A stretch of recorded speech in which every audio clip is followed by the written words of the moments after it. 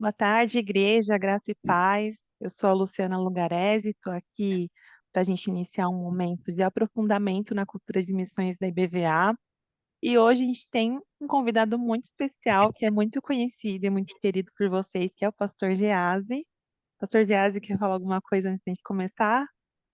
É somente para dizer que é um prazer imenso poder participar dessa entrevista aqui, né, com a Luciana, e aproveitar para agradecer mais uma vez à Igreja da Vila Alpina pelo apoio, por estar ao nosso lado aqui no nosso campo, mesmo antes de eu vir para o campo, né, a Igreja da Vila Alpina já estava nos apoiando. Então, quero agradecer mais uma vez todo esse apoio e dizer que é um prazer imenso. Eu não podia negar esse pedido, né? Não podia. Então, é um prazer imenso.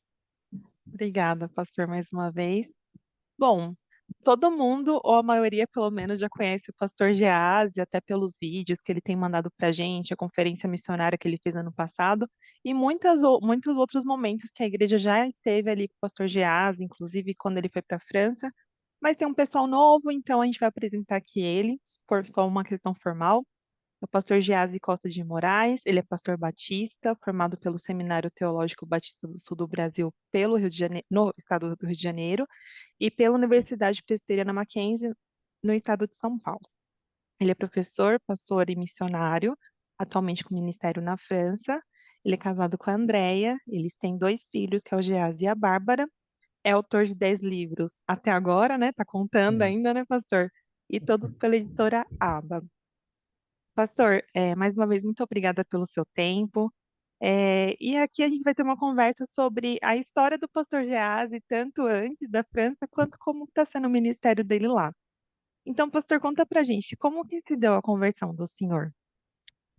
Então, a minha conversão, na verdade, eu nasci num lar evangélico em termos evangélicos. Meu pai não era evangélico, minha mãe era, mas ela nos levou para a igreja sempre, né? Desde sempre. Então, eu tive essa experiência com a igreja desde que nasci. Mas o fato de eu estar em uma família, em um contexto cristão, já levado para a igreja, não significou necessariamente a conversão, né? Significava mais um costume, embora a linguagem cristã já era familiar e aceita por mim, mas é diferente você ter uma experiência, né? E eu, na minha experiência mesmo de conversão, que eu considero a experiência que mais me tocou, vamos dizer assim, e é ali que eu entendo como o depar, né, o start da minha, não da minha vida religiosa, mas da minha conversão, vamos dizer assim. Eu era na minha adolescência, devia ter uns 13, 14 anos por aí, e eu me lembro que eu estava, resumindo a história, eu estava no quarto da minha tia, né, que no nosso quarto dormíamos os vários irmãos, então sempre tinha bastante gente.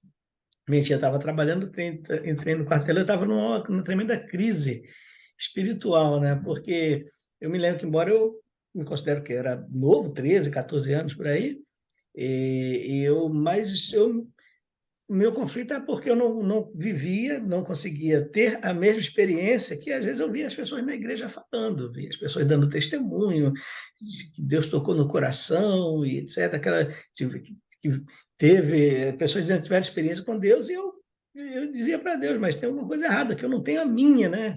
Eu não queria basear a minha espiritualidade, a minha fé na experiência das outras pessoas somente, embora a experiência dos outros possam nos encorajar, mas você tem que ter a sua experiência com Deus. Era aquilo que eu queria naquele momento, mas eu lembro que eu estava numa crise muito grande, meio que revoltado com Deus, e eu lembro que eu orava e dizia para ele que eu não acreditava em nada daquilo, etc., e que se aquilo era verdade mesmo, se o que as pessoas diziam era verdade mesmo, então ele devia, então que ele fizesse algo em mim, né? Uhum. E eu me lembro que era essa a minha crise. Eu me lembro que chegou um determinado momento que eu tive umas sensações, vamos dizer assim, um sentimento, como que se fosse uma voz, né? Não era nenhuma voz, mas era um sentimento como que se fosse, me dizendo que eu tinha que me ajoelhar. E eu tudo revoltado, dizia para aquela voz, não, imaginando que fosse Deus, né? Se o senhor pode e quer fazer alguma coisa em mim, então o senhor pode fazer como eu estou mesmo em pé, porque eu ficava caminhando dentro do quarto, né? Uhum. Mas aquela voz era mais forte, né? E chegou um momento que eu falei, não, tá bom, se acontecer alguma coisa, se não acontecer nada, pouco importa se eu estou em pé, se eu estou sentado, se eu estou deitado, não tem importância nenhuma. E aí eu me lembro que eu me ajoelhei e fiz essa oração, né? Senhor, se tu és verdadeiro mesmo, se aquelas experiências que as pessoas contam na igreja são verdadeiras, então eu peço que o Senhor faça alguma coisa em mim agora. E eu me lembro que depois dessa oração eu abri os olhos, era de noite, o quarto estava escuro, estava tudo apagado, mas não aconteceu nada, né? Não senti nada. E aquilo me deu uma certa revolta. Eu falei assim para Deus, está vendo? Eu sabia que não era nada verdade, que não é exatamente aquilo, que o Senhor não ia fazer nada e tal. E aí eu fui me levantar, né? Nisso que eu me levantei, então eu me lembro que parecia que eu estava levantando a minha alma, assim, né? Às vezes eu brinco que me dá a impressão de que tinha um anjo grande, forte, com um pote grande de água, né, derramando em cima de mim na medida em que eu levantava, aquilo descia, né? E, lógico, é só uma força de expressão, ok? Isso não Sim, aconteceu de fato. é isso. Não vi anjo nenhum, nada, mas eu tive um sentimento de uma alegria, de uma paz imensa, naquele momento substituiu toda angústia, toda tristeza, dúvida, revolta, tudo que eu estava sentindo naquele momento, antes daquele momento, de uma hora para outra, na medida em que eu me levantei, ela foi dado lugar a um sentimento de paz, de força, de segurança, de alegria. E aí eu me lembro que parecia até que meu peito ia explodir, né, de tanta Glória a paz Deus. que eu sentia naquele momento. E eu entendi que é como se Deus dissesse, né, naquele momento assim para mim, né, eu pedi para você se ajoelhar porque você tem que entender que o Senhor sou eu, não é você, né? Então tem um jeito certo de lidar comigo, né? Não é me dando palavras de ordem, é se prostrando diante de mim. Entendi como que se ele dissesse isso, né? Então essa experiência é uma experiência para mim marcante, muito forte. Só aconteceu uma vez. Gostaria que ocorressem outras vezes, né? Mas só aconteceu uma vez. Mas foi marcante, assim, ela foi um divisor de águas, eu entendo.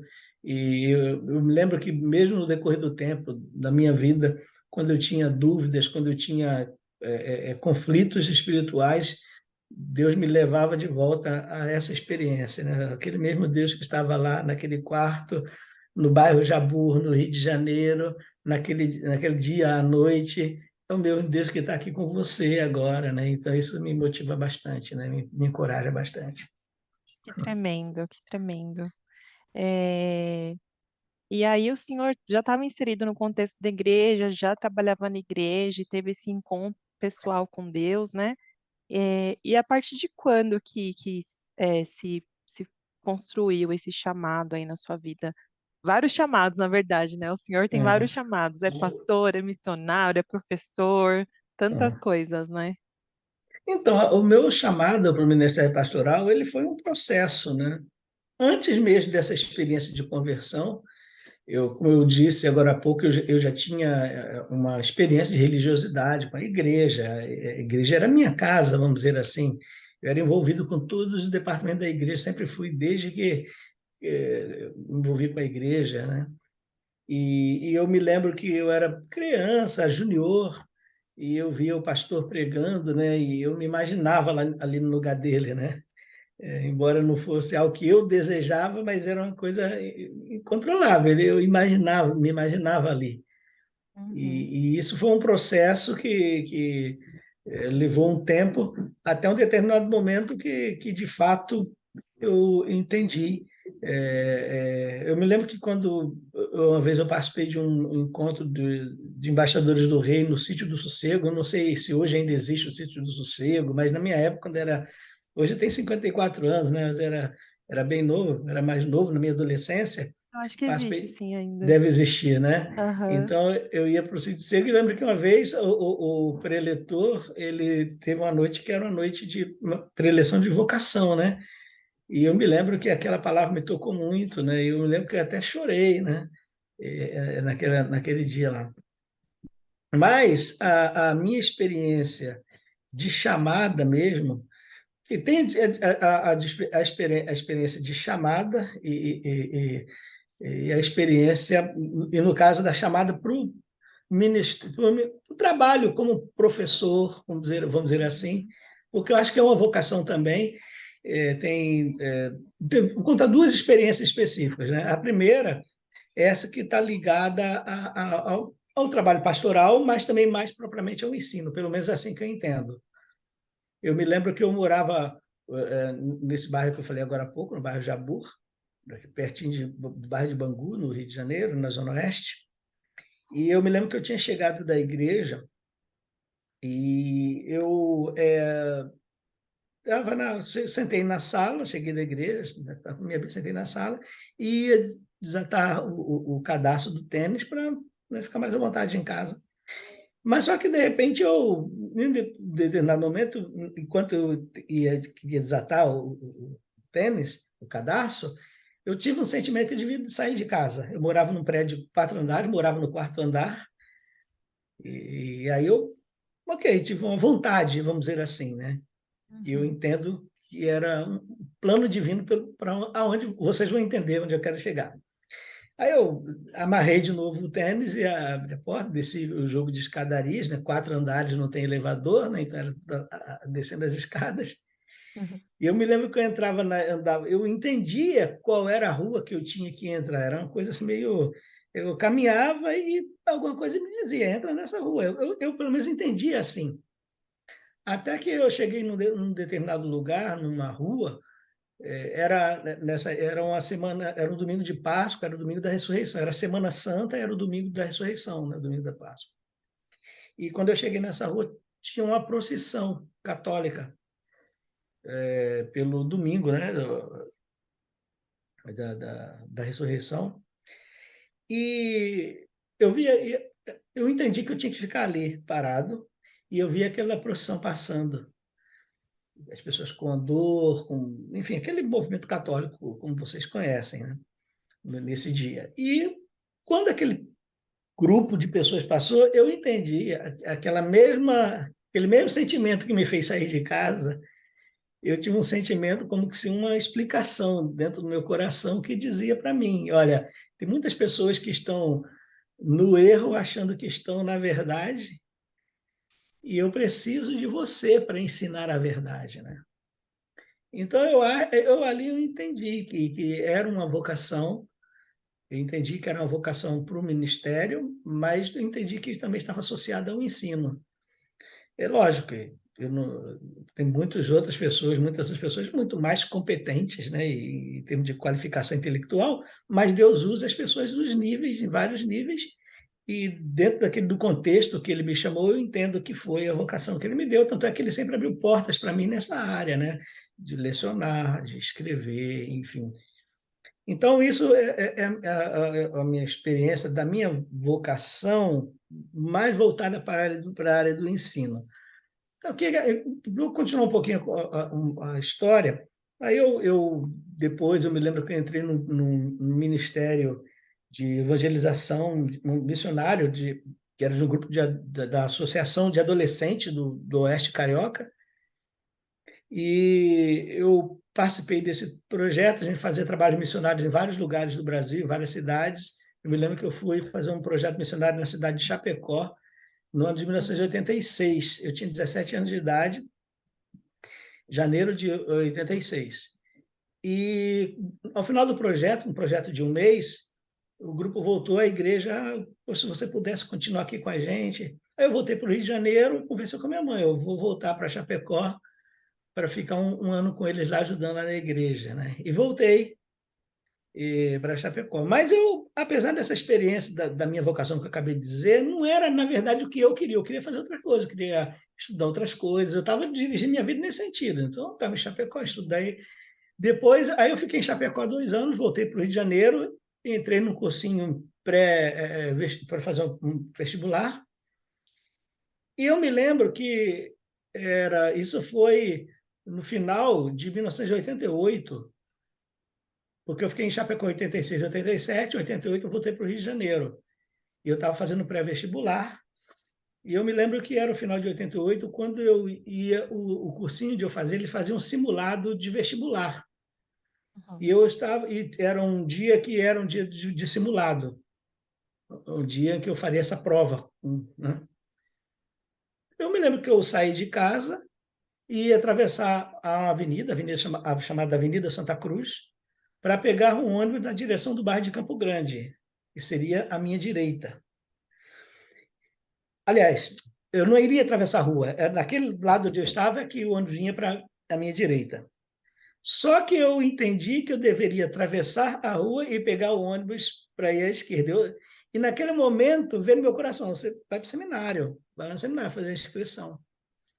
E foi um momento complicado para mim, porque apesar de toda essa experiência, não era o que eu queria, e eu achava que era coisa da minha cabeça. Eu falei, não, eu saí de casa para ir para Campo Grande, para fazer uma prova. Eu estou estudando um ano, fazendo pré-vestibular, e etc. Mas era muito forte, como já deu para perceber, eu tive algumas experiências assim, muito fortes, né, nesse sentido, Sim. de que eu não pude resistir. E eu fui.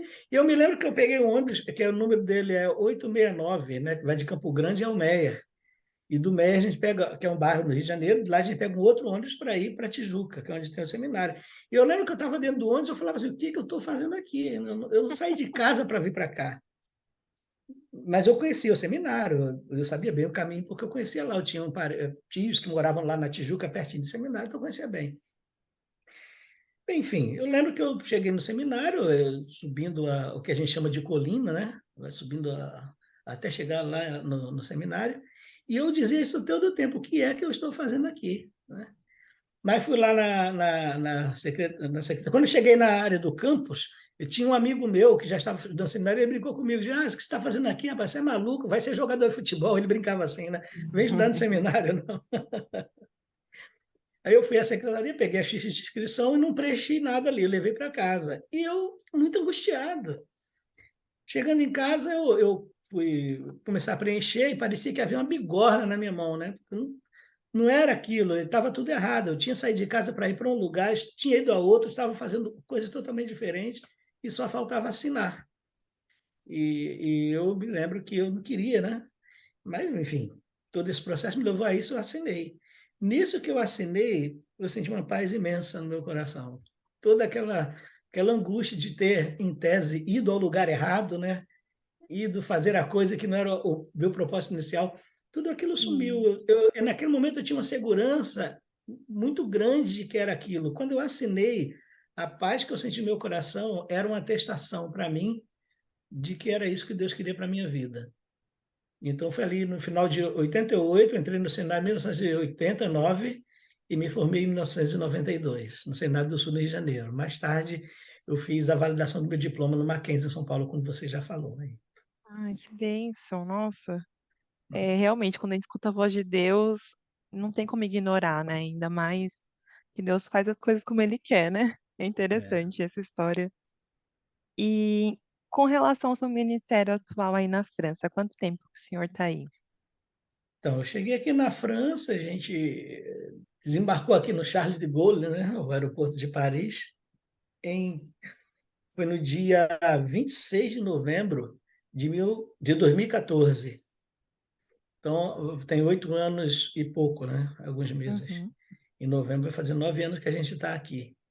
Então, o tempo voa, né? O tempo passa muito rápido. Boa. Eu aposto que ouvindo essa resposta, muita gente da igreja vai falar: Nossa, 8 anos já? Pois é. Para você Com ver, a Igreja certeza. da Vila Alpina nos apoia aqui, já tem mais de 8 anos, né? Quase nove Que anos que a igreja bênção. está ao nosso lado. Agradeço muito por isso. E o senhor, então, já era casado e também já tinha Sim, filhos quando foi para aí, né? sim, já era Como é casado, que já. foi para todo mundo aí? Eu já tinha um trabalho pastoral aí no Brasil já há algum tempo. E eu, eu lembro que, assim, eu estava pastoreando a igreja do Batista Moriá, aí pertinho de vocês, né? Uhum. E depois eu tinha passado já 20 anos nessa época, 20 anos de ministério, e eu nunca tinha tirado férias, que foi um erro que eu cometi, né? E eu estava esgotado, esgotado, esgotado graças a Deus, não tinha nenhum problema com a igreja queria que a gente continuasse, mas é que eu precisava desse tempo. sim, 20 anos de trabalho pastoral sem ter tirado férias, foi muito. Eu só senti naquele momento. Então, eu deixei a Igreja Batista do Moriá, mas assim, a gente que tem uma vocação, a gente não consegue ficar sem trabalhar, sem fazer nada.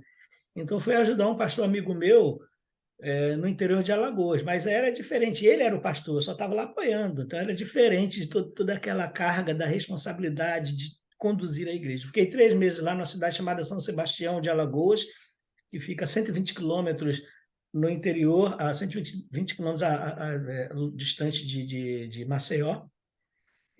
E fiquei 3 meses lá, nós ficamos lá, eu, a Andréia, né, e as crianças. E depois nós voltamos para o estado de São Paulo, no Vale do Ribeira, e eu fiquei cooperando no ano de 2014, né, que foi o ano que eu vim para cá, dezembro de 2013 até novembro de 2014, cooperando com a Igreja Batista em Eldorado. Ela tem uma congregação no município chamado Tapiúna, a gente apoiou aquele trabalho lá. E aí foi um tempo de um processo em que eu estava num período em que já estava conversando com algumas outras igrejas, mas houve um evento que mudou o rumo, né? Era no mês de janeiro, faço aniversário em janeiro, dia 27, e uma semana antes do meu aniversário, um amigo meu que estava estudando aqui na França, no sul da França, na cidade chamada Montpellier, ele está fazendo o doutorado dele na área de agronomia, e ele mandou uma mensagem para mim. Eu já fazia muito tempo que eu não conversava com ele, eu não falava com ele, o nome dele é Fernando, acho que quase uns 10 anos, não sei, talvez menos, mas era muito tempo. Muito tempo que eu falava que eu não tinha falado com ele. Ele mandou mensagem para mim, ele me chamava de Zé. Ele falou: Zé, semana que vem é teu aniversário, mas eu estou te dando os parabéns agora, porque se eu esquecer já está tudo certo, já está parabenizado. Ele brincou, né? Aí ele aproveitou e falou assim: Olha, não sei se você sabe, mas eu estou morando na França e tal, estou estudando aqui. Como ele disse que estava estudando, então eu pensei, terminando os estudos, ele volta para o Brasil. E aí eu falei: Ah, legal, Fernando. Então a gente espera que a gente se veja logo, né? Aí ele falou assim: Poxa, é fácil, aí você vem pastorear aqui na França e a gente se vê. E tudo em tom de brincadeira, né? Eu falei: Claro, eu não estou pastoreando ainda mesmo, só arruma uma igreja que eu vou, brincando. E aí ele falou assim: Olha só, a gente está brincando, mas agora vamos falar sério. Por conta do trabalho dele, ele trabalha na Embrapa, como engenheiro agrônomo, ele viaja por vários mundo, praticamente o mundo todo, né? E ele falou para mim: Cara, eu conheço muitos países na África, na América Latina, tudo que é canto, e as pessoas falam muito de enviar missionários para a África e tal, e tem que enviar mesmo, né? Não é sim. uma crítica a isso. O que ele está dizendo é o seguinte: mas as pessoas não olham para a Europa como deveriam olhar. Se tem um lugar que precisa de pastores é a Europa. A França, por exemplo, ele falou da realidade da França, de igrejas fechando, a carência de pastores, um monte de coisa. E aquilo me tocou. Eu, na verdade, não tinha, nunca tive vontade de conhecer a França. É estranho que muita gente quer conhecer Paris. Eu não tinha vontade de conhecer a França, falar francês, nada disso me atraía. Mas eu não conseguia dormir, né? E aí passados uns dias, eu mandei mensagem para ele. Falei: Fernando, eu não posso chegar aí na França com a mochila nas costas, né? E dizer: vim pastorear aqui. E até aí, então, eu não tinha falado nada com a minha família. Você perguntou como é que foi para eles, por enquanto era uma coisa Aham. minha, né? Ele falou: Olha, tem um pastor aí em São Paulo, ele é professor na Faculdade Teológica, o Jorge Pinheiro, que ele lidera uma organização missionária que serve de ponte, né, para trazer pastores missionários para a França. Aí eu conversei com o Jorge Pinheiro, marquei um agendamento com ele, fui para São Paulo, e aí eu conversei com a minha família. Eu falei: Estou indo para São Paulo para isso. E aí a André falou assim: Bom, o que Deus colocar no seu coração, a gente acompanha, né? Não tem problema. E aí eu estava indo para São Paulo, mas eu lembro que eu fiz uma oração. Eu falei assim para Deus: Senhor, se o Jorge perguntar para mim se eu falo francês, eu vou dizer que não. Eu só falava 3 palavras: oui, bonjour, merci. Era tudo que eu falava. E se ele perguntar se eu tenho o meu sustento, eu também vou dizer que não. Eu vou dizer que eu acredito que consigo. Eu tenho muitos amigos pastores, eu posso ir atrás, acredito que consigo, mas eu não tenho esse dinheiro, não tenho dinheiro nem falar a língua.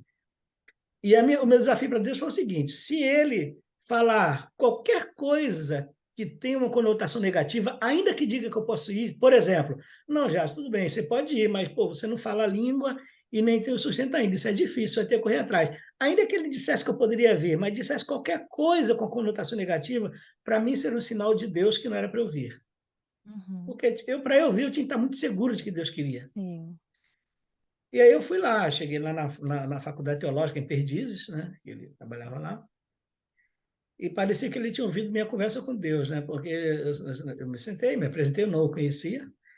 E ele falou assim: Geásio, você quer ir para a França, mas você fala o francês? Eu falei: nada, não falo nada.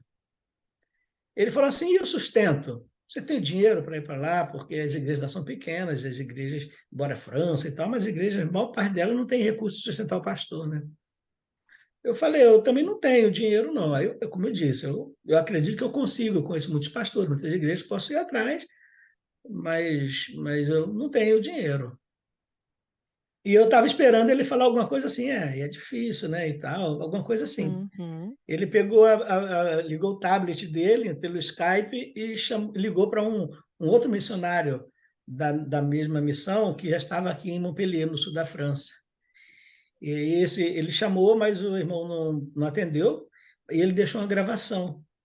E ele falou assim: meu irmão, eu estou diante do homem por quem nós oramos. E ele disse isso com os olhos lacrimejados, isso me tocou muito. Eu falei: como assim? Eu sou o homem por quem eles oraram, não tenho fala-língua, não tenho recurso, não tem nada. Primeira vez que eu falo com ele, aí ele se levantou, né, com os olhos lacrimejados, colocou a mão no meu ombro e falou: vamos orar. E ele orou, ele disse isso na oração: Senhor, eu te agradeço porque eu estou diante do homem por quem nós oramos. Glória Então, a isso também Deus. foi uma coisa para mim marcante, que foi uma evidência para mim muito clara de que Deus queria isso. Ou muitas outras coisas ocorreram, não tenho tempo para dizer aqui, mas essas coisas foram evidências muito claras de que Deus queria que a gente viesse. Se amanhã a gente não vai estar mais aqui, eu não sei, mas que até hoje é a vontade de Deus, eu tenho certeza. Glória a Deus.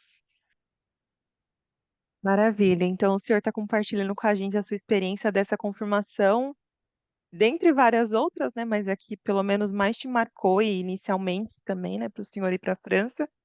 E aí, como é que foi o retorno para casa, conversar com a família, com os filhos? Então, quando eu voltei para casa, eu contei essa experiência e disse: eu estou seguro de que é isso que Deus quer, a gente vai então se preparar para ir para a França, né? A André já tinha falado que acompanharia, e as crianças não ofereceram nenhuma resistência, né? Tudo bem, acompanham também. Então, a família toda já estava envolvida nesse processo, né? A partir daquele momento de vir, já estava aceitando e assimilando a ideia, aceitando bem essa mudança. Porque parece que é simples, mas não é. Uma coisa é você vir para um outro país para passar férias, ficar um período que seja aqui de 3 meses, como a França permite brasileiro ficar como turista. Uhum. E você lida com a cultura, com a língua, com as dificuldades, e é tudo normal, é até legal, é até gostoso, né? Mas porque você sabe que você vai embora. Agora, diferente é você lidar com tudo e dizer assim: isso agora vai ser a realidade da minha vida.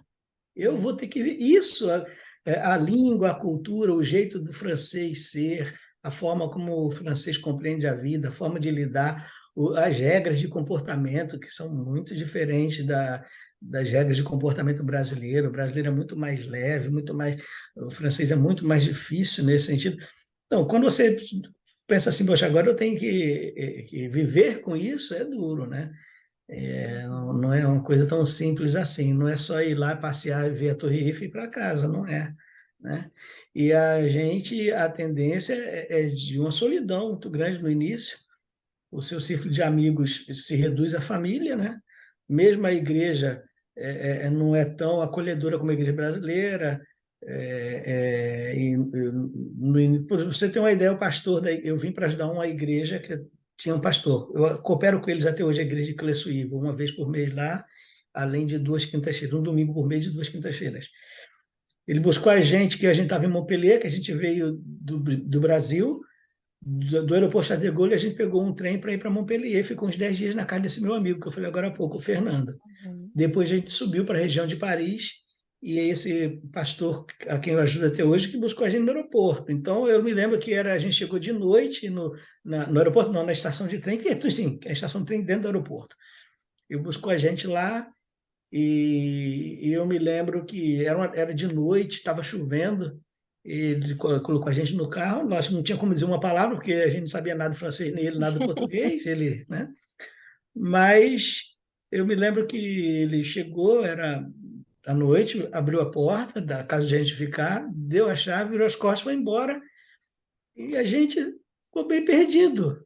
No dia seguinte, a gente não tinha como ir à padaria comprar pão, a gente não sabia nada, onde tinha, como é que a gente vai comprar um pão, você não fala nada.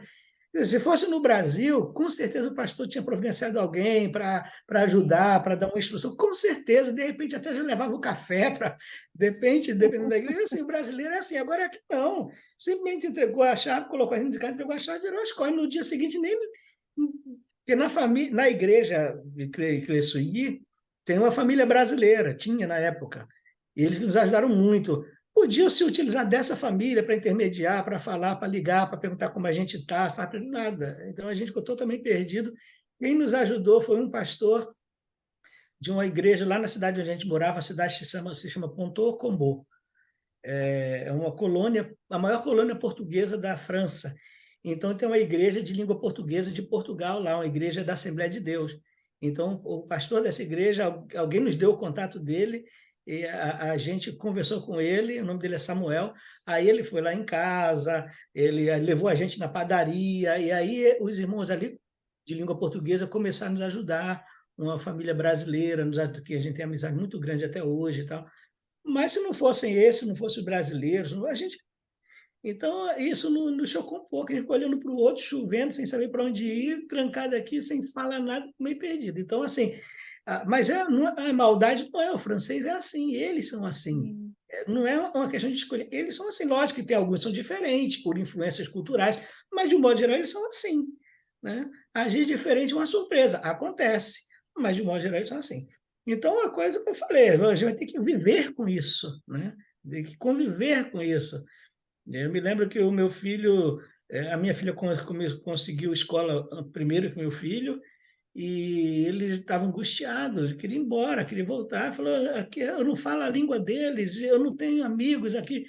No Brasil, os amigos sempre em casa, na casa dos amigos, que na França não existe isso. Aqui na França como é solidão mesmo, vamos dizer assim, cada um no seu canto, não tem negócio de. É muito raro que amigos franceses, coleguinhas, vêm em casa, ficam em casa. Isso é muito raro, muito raro, muito raro.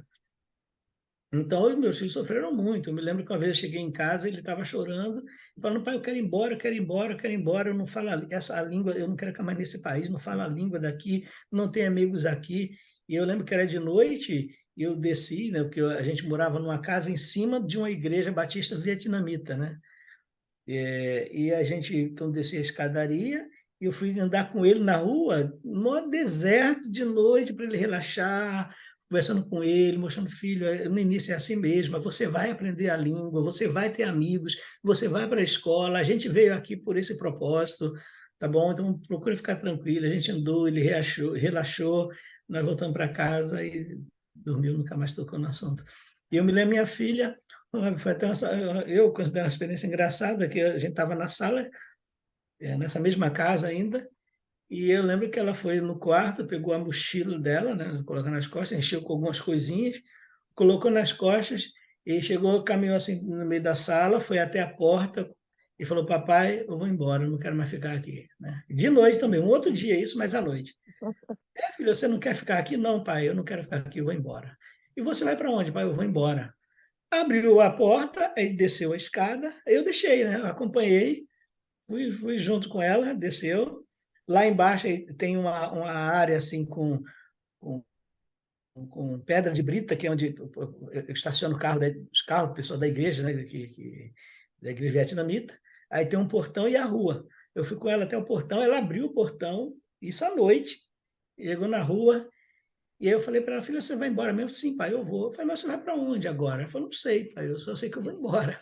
Meu Deus. Eu falei, mas você vai para onde agora? Eu falei, olha só, como tem ninguém na rua, tá tudo vazio. Vamos fazer o seguinte: você volta para casa comigo, você dorme. Amanhã é outro dia, amanhã a rua vai ter gente e tudo mais. Aí a gente conversa, vê para onde a gente pode, o que que a gente pode fazer, onde a gente pode ir, tá bom? Aí ela olhou para mim e falou assim: é mesmo, papai? Eu falei, é. Ela falou, tá bom. Ela voltou, subiu a escada, dormiu, nunca mais tocou no assunto, mas foi. É bom. Mais uma das suas funções aí, pastor, missionário, psicólogo. Pois é, pois é, pois é. É uma situação difícil. E para minha esposa também não foi fácil, porque ela é muito ligada à família. Então, de repente, ela sai de um país onde já tem as amigas da vida inteira, e a família, as irmãs dela, é uma família grande, e de repente ela está no outro país que também não fala a língua e não tem ninguém. Enfim, foi duro, né, no início, mas a gente venceu. Muitos obstáculos, né? Que bênção É, que Deus capacitou e também trouxe pessoas para ajudar nisso, né? Que sozinho é. realmente a gente Isso é duro, não né? consegue nada, né? Glória a É, Deus. E assim, a gente passou recentemente, ainda estamos, né, no meio da pandemia, né? Mas num momento menos drástico de como foi o começo, né? 2020, como foi decretada a pandemia aí pela OMS. E muitos países tiveram realmente lockdown. Aqui no Brasil a gente viveu algumas paralisações, né, parciais, tal, fechamento de alguns locais, mas na Europa, no geral, foi lockdown mesmo de ficar deserto tudo, né? Como é que foi para vocês esse momento, assim, como família, como igreja? Como é que foi? aqui realmente houve um lockdown mesmo. Era até interessante, porque assim, parecia cenário de filme de terra arrasada, né? Você vê ninguém nas ruas. Eu falo assim porque às vezes para as coisas, o que era fundamental, a gente tinha acesso, por exemplo, ao hospital, acesso ao mercado, embora com muitas limitações, mas dentro e mesmo para ir ao mercado, alguma coisa assim, eu lembro que a polícia me parou e pediu um documento. A Nossa, gente tinha que imprimir todos os dias um documento quando precisasse sair. A gente ia na internet, no site do governo, imprimia um documento, preenchia, dizia a hora da saída, quando ia voltar, o motivo da saída, e levando os documentos, tudo. Eu lembro que uma vez a polícia me parou, eu estava no carro com meu filho, e eu era um serviço bancário, que os bancos serviços essenciais também, por exemplo, eu precisava de cartão. Aqui na França, tudo é com cartão, muito pouca coisa você paga com dinheiro, tudo débito, tudo débito, tudo débito.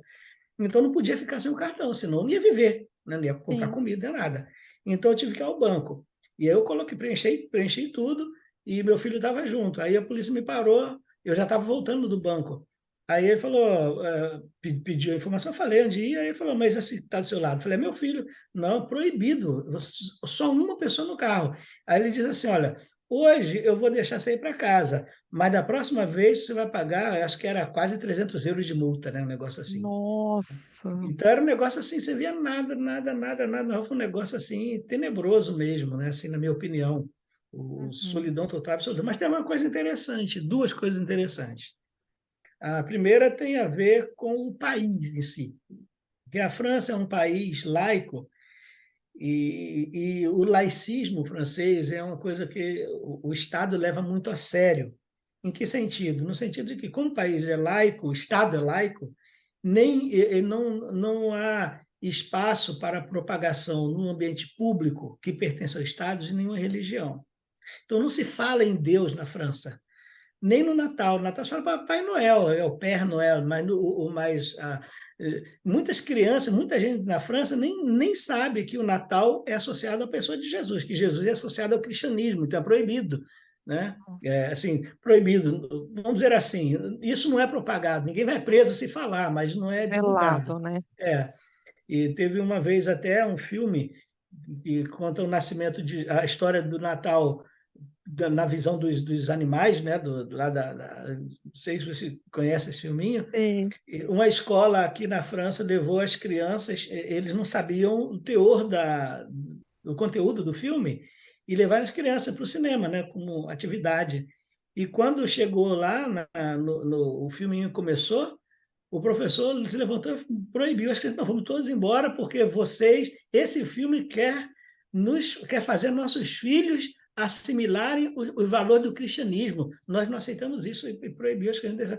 Então, a coisa ia ser muito forte, assim, nem o filme as crianças puderam assistir, sim, porque ele, em tese, fere o laicismo, né?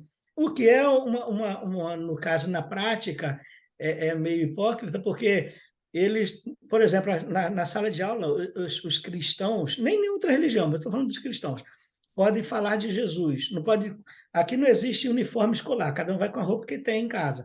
Então, por exemplo, meus filhos não podem ir para a escola com a camiseta escrita Jesus, um brinco com cruz, nada. Minha filha uma vez foi para a escola com um brinco com a cruzinha, foi a direção, não, você tem que tirar, ela não pôde entrar na escola enquanto estava com aquilo.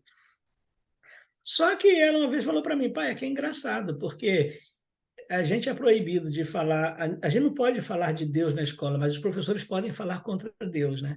Então, eles pregam em pois sala de é, aula o ateísmo. Quer dizer, exatamente. não se pode pregar que Deus existe, que Deus é bom, mas os professores podem pregar que Deus não existe, né? Então, é isso. Mas o que aconteceu na pandemia? A pandemia começou a provocar um sentimento de necessidade de fé. Eu me lembro que eu estava assistindo um programa de televisão, de jornalismo aqui, e, como eu falei, aqui não se fala em Deus, não existe isso aqui em televisão, nada. E eu me lembro que eu me surpreendi que era um debate que aqui na França os programas de jornalista é diferente do Brasil. Por exemplo, no Brasil, o Jornal Nacional, ficou William Bonner e a outra repórter lá anunciando os temas e vão acontecendo. Aqui na França não é assim. Na França assim, é sempre uma mesa de debate. Tem o apresentador e vários debatedores. Eles colocam um tema que está acontecendo no mundo. O que aconteceu no Brasil aí, quando aquele grupo entrou lá no, no, no, Uhum. no, no, no STF, isso, aí eles mostraram aqui e ficou a meio debate, a pessoa debatendo o que está acontecendo no Brasil, tem vários pontos de vista e tal. Então aqui não é assim, joga a notícia e acontece, né? Que é sempre uma roda de debate. Todos os programas de jornalístico aqui são assim. E aí, só que nesse programa jornalístico, o tema estava escrito embaixo, a importância da fé no período de pandemia. E quem estava participando do debate era um padre. Isso é uma coisa inimaginável. Uma coisa inimaginável. Eu fiquei surpreso. Como assim? Aqui eles estão fazendo isso, deixando o religioso falar na televisão, em cadeia nacional, falando sobre a necessidade da fé. Né? Ou seja, Deus usou a pandemia para provocar no coração das pessoas, no mínimo, o interesse em refletir sobre a necessidade da fé.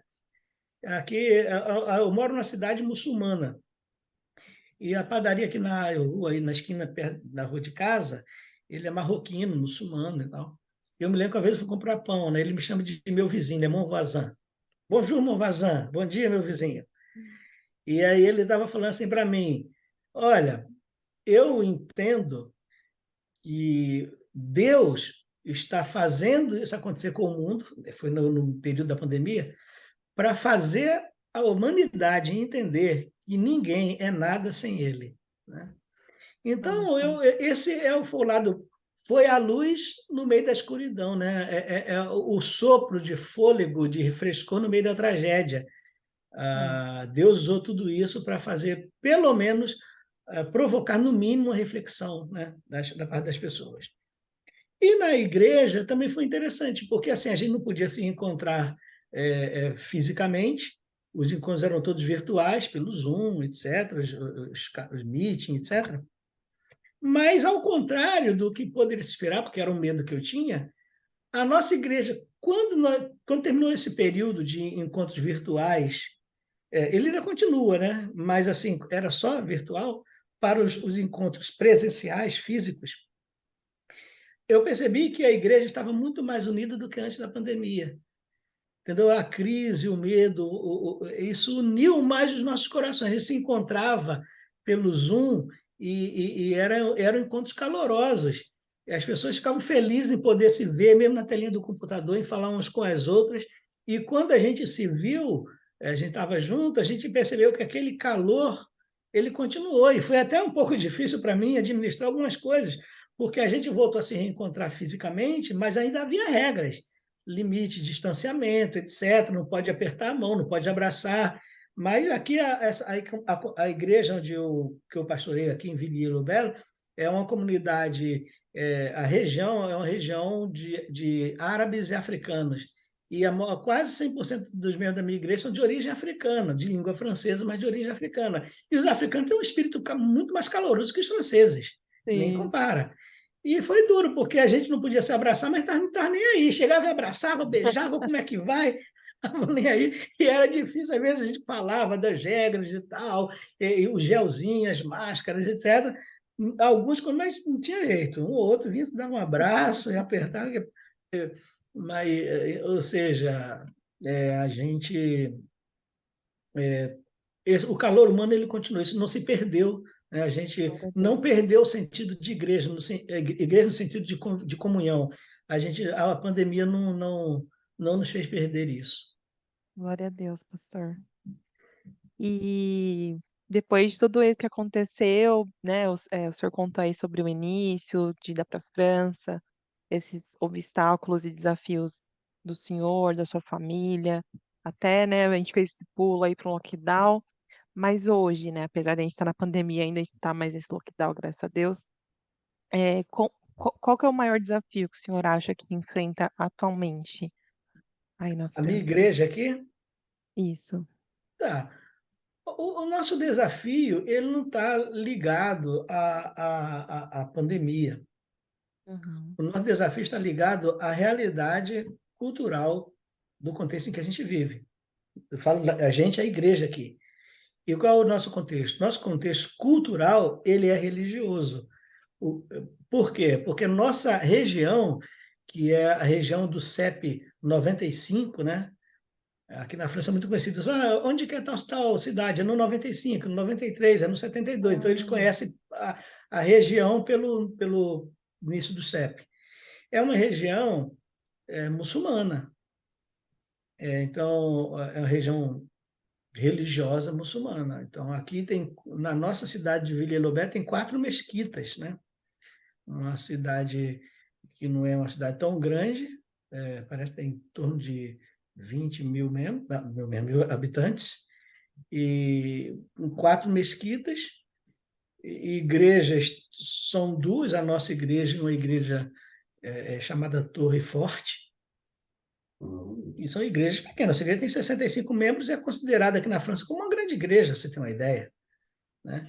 E a nossa. mesquita aqui, a principal mesquita que eles chamam da Grande Mesquita, quando ela inaugurou, tinha muçulmanos de toda a parte. A gente tinha que andar devagar nas ruas de tanta gente, tanta gente, tanta gente. A nossa igreja aqui está plantada nessa cidade há pouco mais de 40 anos.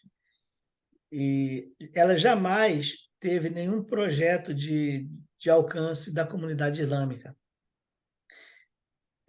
A gente teve uma irmã que ela teve porque ela mudou de igreja para uma igreja mais próxima da cidade dela, que é ex-muçulmana, e ela não veio para a igreja por causa de um projeto de evangelização, não, ela veio porque alguém convidou, aí ela veio participar do culto. E nisso que ela veio participar do culto é até interessante a experiência de conversão dela. Ela disse assim, o que mais me chamou a atenção, o que mais me tocou para a minha conversão, num primeiro momento, não foi a pregação, porque ele já vem tudo com aquela carga de religiosa na mente dele. Não vai, a pregação, a primeira pregação que eles vão ouvir não vai necessariamente impactar, né? Porque eles vão sempre contestar com o pensamento deles. Ela falou: o que tocou meu coração foi o amor da igreja. Ela falou: jamais vi isso. Na minha religião isso não existe. Nunca vi lugar nenhum. Eu nunca vi tanto amor entre as pessoas. Aí eu falei: poxa, eu quero ver isso de novo. Ela voltou.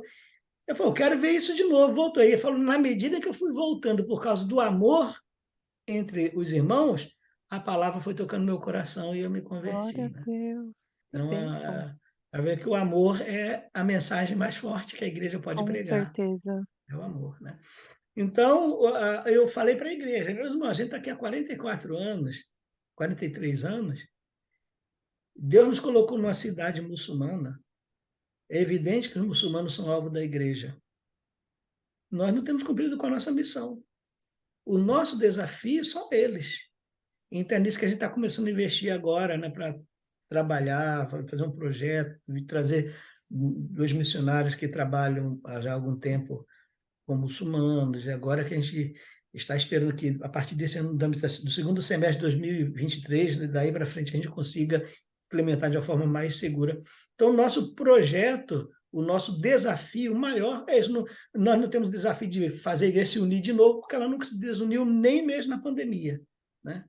O nosso desafio é a missão no contexto cultural que Deus nos colocou, a missão entre o povo islâmico da nossa cidade. Com certeza. Amém. Vamos orar por isso especificamente também. E para encerrar aqui, todo mundo vendo em casa, vai encerrar já.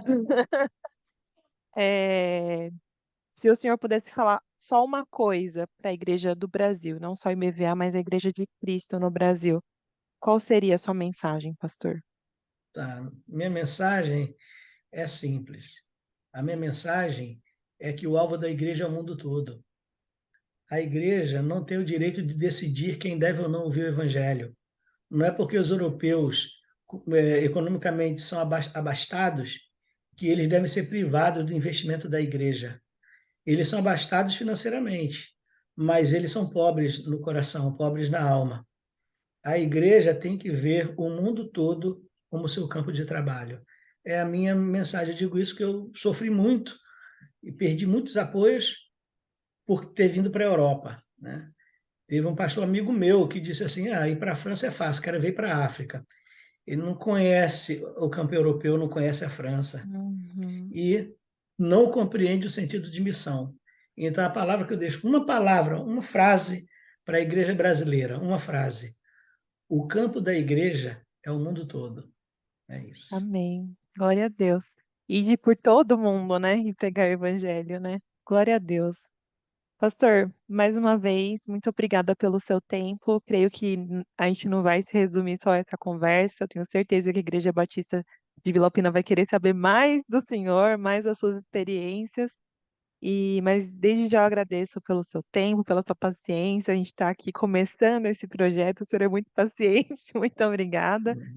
E desejo a nossa oração é que o Senhor, que Deus continue abençoando a vida do Senhor, a sua família, dando capacitação para cumprir a obra dele, dando essa sensibilidade de entender quais são os propósitos dele para a vida do Senhor, da igreja, e que ele possa realmente cumprir os propósitos dele e também use as nossas vidas para também estar alcançando essas vidas, né? A gente pode não estar aí fisicamente na França, mas o nosso coração está com o Senhor, as nossas orações estão com o Senhor, e o Senhor acaba sendo uma extensão aí da missão também da EBVA, né? Então, que a igreja realmente se conscientize cada vez mais disso, e é essa a nossa oração para que o Senhor continue abençoando a vida do Senhor, da sua família, de todo mundo aí da sua igreja também.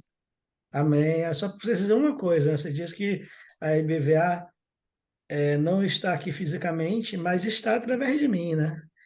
Amém. Então, É ela isso está mesmo. fisicamente através de mim, Glória a Deus. ok? É Eu isso, é agradeço isso. muito. Obrigada, viu, pastor? Um ótimo restinho de noite aí para o senhor. E obrigada mais uma vez pelo seu tempo. Deus abençoe. Obrigado, um grande abraço e contem comigo sempre. Vai ser um prazer, tá bom? Obrigada. Tchau, tchau, Tchau, pastor. fiquem com Deus. Tchau.